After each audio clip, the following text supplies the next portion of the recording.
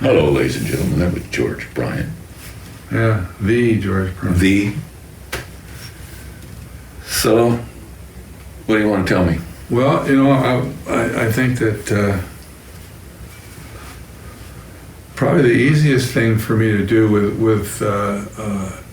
is to start with my dad, because he's the clearest in my mind as far as some of the stories are concerned. And and again, I got to turn and look at you because I'm talking to you, right? We're good. The first memory of him that I have is of him knocking out the neighbor. He was just that kind of guy. That's your first memory? That's my first memory of my father. And where are you located at this time? Well, I'm standing in my brain. What town? Are you I have Wawa? no idea. I have no idea where it was. It was pre-kindergarten. Okay. And But you don't know where? I don't know where the house was. I was looking out of a window onto the front yard, and I'm sure my brain probably put some of this back together through the stories. You hear, because this story went around the family. And what he did, kind of story. And what I remember and what I saw, still see in my memory, just clear as a bell, was looking out this window at this front yard, and a woman running across the front of the window and up the stairs and into the house, and she was crying. Her husband had hit her, and my mother kind of scoops her up, and they disappear, and my father just walks out the front. I'm still looking out the front window. He just walks out the door, down the steps, and starts to cross the yard. And this guy comes running around the house, the same place where the woman had runs up to him, and then the next thing, he's suspended in the air like it's a magician show. He's just laid out about 3 feet off the ground. It's like he could put rings, do the ring thing with him, with the magician. This is in my brain. He's just there in the air, and wham, down to the ground he goes. WD looked at him for a while and turned around and walked back into the house. Just left him in the yard. And that's the end of the memory. I don't remember what happened to the woman or anything else, but just that guy he nailed him. He had rules. And one of his real rules was you never strike a woman. Just never strike. There's no excuse. There's no reason. Never, ever. You're never going to do that. Forget it. And the guy, did it. And then they made the mistake of running up to him, which was, but he was not the only person that he knocked out. I mean, he had been a fighter, and he had started by beating up his brother. A fighter, a boxer? A boxer. But he had started, he was basically somebody that just beat everybody up. Was he angry all the time, or? No, I don't think so. I'm not sure what drove him to do that, other than the circumstances they were in. He grew up in labor camps.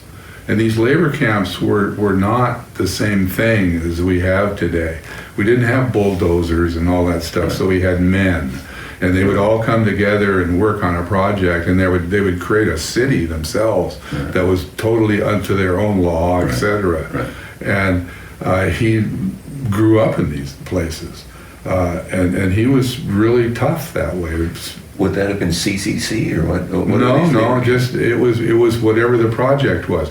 The tunnel that went through Stevens Pass, the 7-mile tunnel, what was the longest tunnel in the world for a while. Both he and his father worked in the tunnel. Okay. He started in there when he was 16, muck and ore, 10 cents a ton. That was part of his story. He loved that story, and. They just, they came up really, really hard that way. It was all, he left the tunnels up here, and then he went to the diversion tunnels at Hoover Dam, what became Boulder City. He worked in those diversion tunnels. He was a hard rock miner. He was an explosives guy. And then he started fighting there because they brought in fighters for the camp for entertainment, and one of the guys didn't show up, and these would be 4-rounders. One of the guys didn't show up, and he said that he had whipped everybody in the camp, therefore they wanted him to fight this guy. So, he'd never been in a ring before. I'm assuming they use gloves. Yeah, yes, yeah. Oh yeah, and Jack Dempsey was the referee. It was a big deal. Oh, that was a show. Yeah, it was a show because it would have been for several thousand of these people that were working on the people dam. would have gotten to see Jack Dempsey. Yeah, and that was what the idea. They would bring in the celebrity, and he would be the referee. Yeah. And Dempsey gave him a pair of trunks and sent him into the ring. And he gets in the ring with this guy, and he said he took the first 2 rounds. He was beating him up in the first 2 rounds, and he said the guy started grabbing him and talking to him, saying, "Hey kid, take it easy, take it easy. We got to take it easy. I know I got to make a living. I got kids." And he would say things to him that had him thinking. And as soon as he started thinking, the guy started beating him up. And he took the next 2 rounds, and he ended up with his first fight being a draw. No decision. It was a draw. And he said afterwards, Dempsey took him out back and said, "Look, that guy just talked you out of it," and took him out back and showed him the other guy's car, and the guy was driving a new Packard. And he realized that he had just been conned out of that fight. Got into his head. Yeah, got him talking.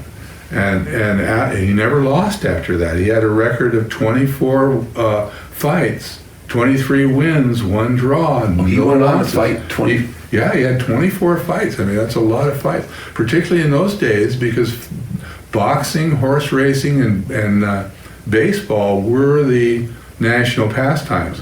And there were a lot of boxers.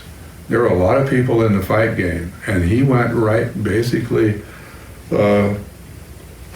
God, I don't know, Did he have to travel around to do that, or did most No, of it was in Las Vegas and Los Angeles. So he traveled there.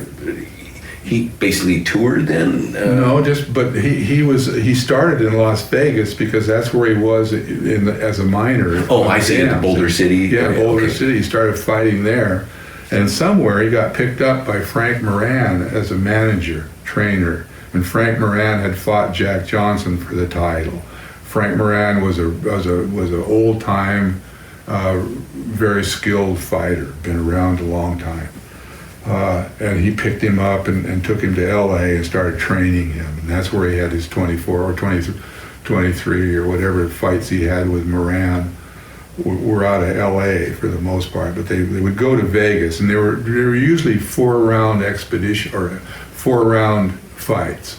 And then they'd have like 4, 5, 6 other boxers on the card. Yeah, right. There would be a lot of boxers, and then there would be a main event, and the heavy, whoever was the main event would be the main event, but the lead-ins would be this. Opening acts almost. Yeah, right. And he ended up fighting Primo Canera in Las Vegas, and Canera went on a 4-rounder. He said he took all 4 rounds from Canera. First time he had been defeated in the States. Canera just come across from Italy, went on to become the heavyweight champion. Yeah, and it was a pretty big deal for him to fight, because he had to fight where Canera would have weighed 230, 240, WD would have weighed 285 maybe. He was that big a man. Yeah, Canera was huge. Like your dad.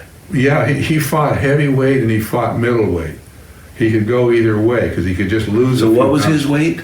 I think it was about 185 was his fighting pound. If he went up to 190, he was a heavyweight. Okay. If he dropped down to 180, he was a lightweight. Yeah. So he would fight either. He could fight either division. And so he was a serious fighter. Came out of the camps.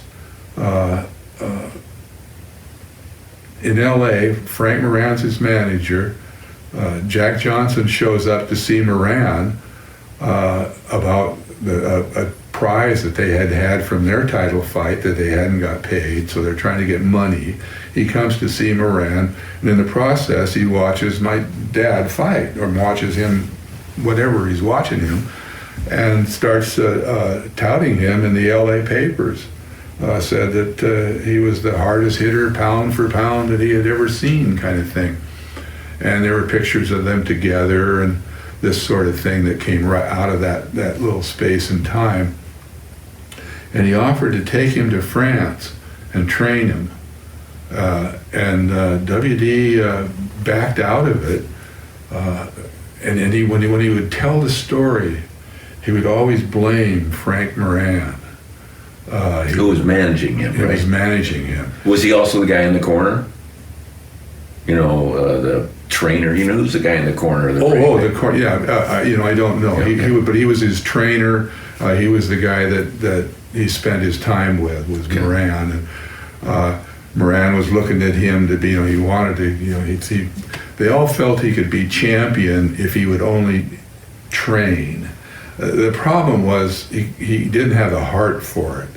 He didn't have that aggressive bloodlust that it takes to go into that level of fighting, and he just wasn't that vicious. He was, and he was lazy. There's that combination about that makes a person and what they are, and he had that. But he was really skilled and really good, and he was an incredible fighter, boxer. And he turned down the offer to go with Jack Johnson. And when he would tell the story, he didn't tell it very often. He didn't talk about being a fighter very often. But when he would tell the story, and as I grew up, I heard him tell this story, he would usually tell it in the kitchen to the guys, But about how he had turned him down. And then he would say, Frank Moran. He would end the story by saying Frank Moran was a racist. And with that, it implied that he had had little to do with it.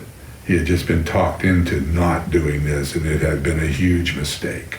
He'd been talked into it by a racist. And he really wasn't. I never heard him talk, in any sort of manner that indicated that he had any kind of racial problems or anything. Well, but was he a white guy? Frank? Yes. Oh, yeah. No, your dad, of course, was white. But races, there were a lot of black boxers then, right? Too? No, there were very few. Oh, Jack right? Johnson was known as the king of the ring. He was maybe the best fighter ever, particularly up to that point. There people will argue about, but nobody's ever been as good as, they called him the king of the ring.